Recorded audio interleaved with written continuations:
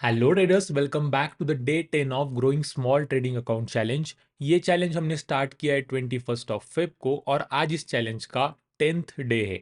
इस चैलेंज में सिंपल हम 50K के अकाउंट को ग्रो करने का चैलेंज लिया है, जिसमें हमारा डेली रिस्क रहने वाला है 3 to 4% का, मतलब लगभग 1500 का रिस्क हम डेली ले सकते हैं। और जो भी हम ट्रेड्स लेंगे वो मिनिमम 1:2 रिस्क टू रिवॉर्ड के होने चाहिए। ये सिंपल हमारे रूल्स है। और इस चैलेंज में अभी हमारी 4 डे की लूजिंग स्ट्रीक चल रही है, तो क्या आज हम इस लूजिंग स्ट्रीक को ब्रेक कर पाए हैं? चलिए इस वीडियो में जानते हैं और ये भी देखते हैं कि जो भी मैंने ट्रेड्स लिए उसके पीछे का लॉजिक क्या था। आज वैसे ट्रेड करने के लिए बहुत ही कॉम्प्लिकेटेड डे था, क्योंकि निफ्टी अच्छे से नीचे आ रहा था बट बैंक निफ्टी थोड़ा सा ऊपर जाने के लिए स्ट्रगल कर रहा था। बैंक निफ्टी को ऊपर ही जाना था, इसी वजह से ठीक से कन्वेक्शन नहीं मिल रहा था। और इसी वजह से मैंने बैंक निफ्टी में नहीं ट्रेड किया, क्योंकि बैंक निफ्टी एक कंसोलिडेशन में फंसा था। देन उसका ब्रेकआउट हुआ, आई एग्री।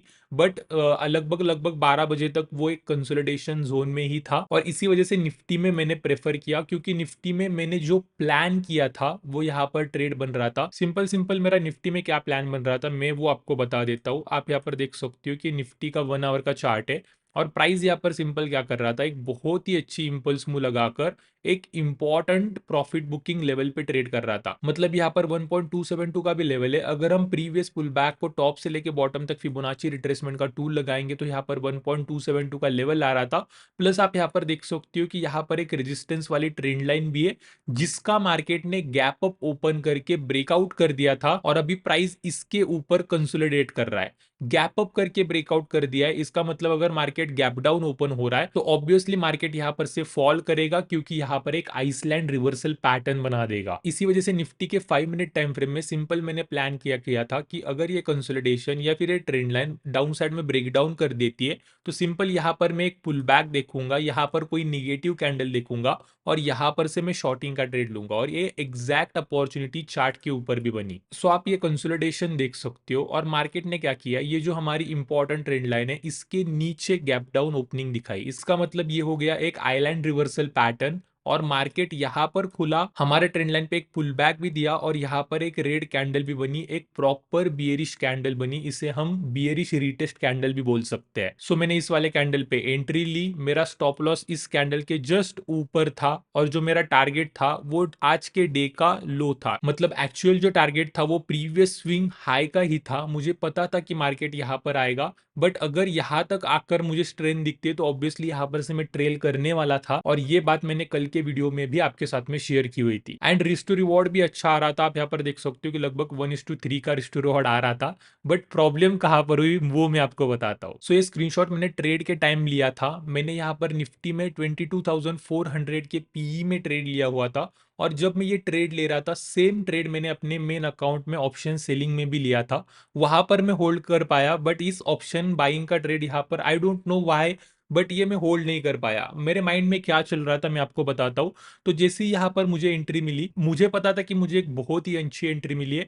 और जिस तरीके से मैं आपको बोल रहा हूँ कि यहाँ पर एक बहुत ही अच्छा कंसोलिडेशन है, एक रिवर्सल पैटर्न बन रहा है, मैं 2-3 कैंडल्स में ही यहाँ पर से एक डाउन साइड में पुश एक्सपेक्ट कर रहा था कि आगे की 2-3 कैंडल्स तो एटलीस्ट मेरा 50% टारगेट यहाँ पर हिट कर देगी। और इस वाले ट्रेड में मैंने ज्यादा स्टॉप लॉस भी नहीं रखा था। लगभग 735 का यहाँ पर मैंने स्टॉप लॉस रखा था, 735 का। 1:3 का रिस्क टू रिवॉर्ड यहाँ पर बन रहा था। इसी वजह से समवेयर अराउंड 2200 का हमें यहाँ पर प्रॉफिट बनने वाला था। बट जिस तरीके से मैंने आपको बोला, मैंने नेक्स्ट 3 to 4 कैंडल्स यहाँ पर वेट किया, बट यहां पर से मुझे डाउन साइड में पुश नहीं दिख रहा था। और ऑप्शंस के चार्ट पे आप यहां पर देख सकते हो कि 2 बार यहां पर मेरा स्टॉप लॉस हिट होते होते बच गया था। मतलब थोड़े से ही डिस्टेंस से यहां पर मेरा स्टॉप लॉस हिट होने से बच गया। इस वजह से मैं थोड़ा सा यहां पर एग्रेसिव होने लगा और मैंने क्या कर दिया, जैसे ये 2 3 कैंडल्स यहां पर बनी, प्राइस ने यहां पर पुश करने का ट्राई किया बट प्राइस अगेन फेल हुआ। इस टाइम पर मैंने क्या कर दिया, ये जो कैंडल बनी थी इसके जस्ट नीचे मैंने अपना स्टॉप लॉस ट्रेल करके रख दिया। और मैं ऑप्शन बाइंग करता हूं तब सिस्टम में स्टॉप लॉस रखता हूं। इसी वजह से ये वीक वगैरह अगर थोड़ा सा भी नीचे आ जाता है तो वो स्टॉप लॉस हिट हो जाता है। और इसी वजह से यहाँ पर मुझे 455 के लॉस में बाहर निकलना पड़ा। ऑब्वियसली ये ट्रेलिंग स्टॉप लॉस हिट हुआ और इसके बाद में ये जो मूव आई है इसको मैं कैप्चर नहीं कर सका। एंड ऑब्वियसली ये एक साइकोलॉजिकल प्रॉब्लम है, क्योंकि अगर यहाँ पर मैंने 735 रुपीज का स्टॉप लॉस लिया है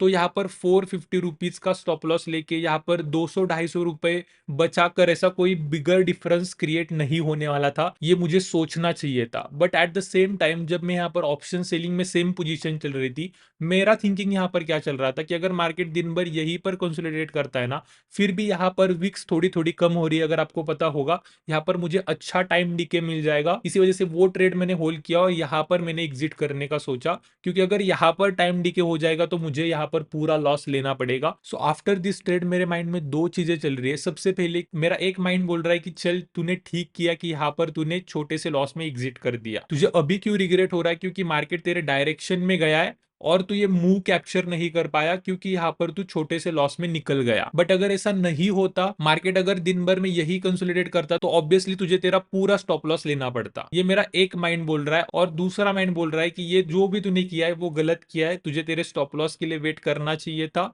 अगर स्टॉप लॉस हिट होता तो 200-250 रुपए से कोई इतना ज्यादा डिफरेंस नहीं क्रिएट होता, बट ये जो डाउन साइड में 2-2,500 रुपए तुझे मिल जाते, वो बड़ा डिफरेंस क्रिएट कर सकते थे, जो तेरे प्रीवियस लॉसेस को यहाँ पर कवर कर सकते थे। ये दो चीजें मेरे माइंड में चल रही है। अभी आप क्या सोचते हो, मेरी क्या थिंकिंग होनी चाहिए इस ट्रेड के रिलेटेड, मुझे कमेंट में जरूर बताना। और अगर आप इस सिचुएशन में होते तो आप किस तरीके से सोचते, वो भी मुझे कमेंट्स में जरूर बताना, ठीक है। और उसके बाद में यहाँ पर भी एक बहुत ही अच्छी अपॉर्चुनिटी बन रही थी। आप यहाँ पर देख सकते हो कि ये प्रीवियस स्विंग हाई का लेवल है, प्राइस ने यहाँ पर ट्राई किया, ब्रेकआउट नहीं कर पाया, अगेन ट्राई किया। यहाँ पर आप देख सकते हो कि ये एक लोअर हाई है, ठीक है, उसके बाद में ये एक लोअर लो है, उसके बाद में अपने प्रीवियस लोअर हाई का ब्रेकआउट किया और एक हाइयर लो फॉर्मेशन किया और एक हाइयर हाई फॉर्मेशन किया।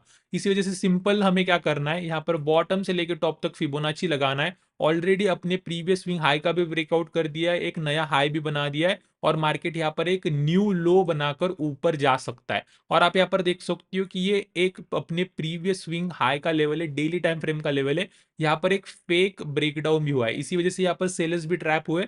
और यहाँ पर भी एक बहुत ही अच्छा लॉन्ग का ट्रेड बन सकता था। अगर हम यहाँ पर बॉटम से लेकर टॉप तक फिबोनाची रिट्रेसमेंट का टूल लगाएंगे, तो समवेयर अराउंड हियर 0.5 या 0.6 मिनट का लेवल आ रहा है। एग्जैक्टली यहाँ पर आप देख सकते हो कि एक मॉर्निंग स्टार कैंडलस्टिक पैटर्न भी बना है। यहाँ पर एंट्री में ले लेता, बट यहाँ पर मेरा लंच ब्रेक था, इसी वजह से यहाँ पर मैं एंट्री नहीं ले पाया, तो ये भी एंट्री मिस हो गई। सो आज का वेरीफाइड पीएनएल भी आपको यहाँ पर दिखा देता हूँ। आप यहाँ पर देख सकते हो कि मैं यहाँ पर रिफ्रेश भी कर देता हूँ। आज हमने यहाँ पर लगभग लगभग 455 रुपीज का लॉस लिया और ये लूजिंग स्ट्रीक अभी भी कंटिन्यू कर रही है, ठीक है। तो मिलते हैं नेक्स्ट वीडियो में। आई होप कि आपको इस वीडियो से कुछ ना कुछ तो सीखने को मिला होगा। अगर मिला है तो प्लीज इस वीडियो को लाइक कर दीजिए, आपके फ्रेंड के साथ, ट्रेडिंग के साथ शेयर कर दीजिए, और ऐसी वीडियोस देखने के लिए हमारे चैनल को सब्सक्राइब भी कर दीजिए। तो आज के वीडियो में इतना ही रखते हैं। Thank you very much.